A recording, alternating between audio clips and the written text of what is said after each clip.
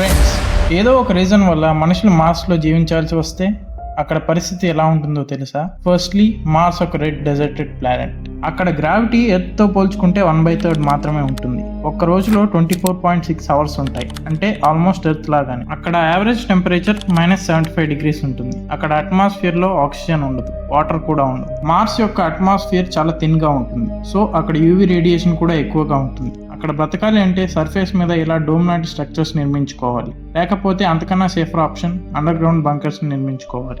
అక్కడైతే మనం UV radiation నుంచి ఇంకా ఎక్స్ట్రీమ్ క్లైమాటిక్ కండిషన్స్ నుంచి తప్పించుకోవచ్చు. వాటర్ కోసం అక్కడ ఉండే ఐస్ ని మెల్ట్ చేసి వాటిని ఫిల్టర్ చేసుకోవాల్సిందే. ఇంకా ఫుడ్ విషయానికి వస్తే అక్కడ సాయిల్ పాయిజనస్ గా ఉంటుంది, సో డైరెక్ట్ గా దాంట్లో క్రాప్స్ ని గ్రో చేయలేము. సైంటిస్టులు హైడ్రోఫోనిక్స్ అనే పద్ధతిని కనుక్కున్నారు. ఆ మెథడ్ లో అండర్ గ్రౌండ్ లో లేదా డోమ్ లో క్రాప్స్ ని గ్రో చేయొచ్చు.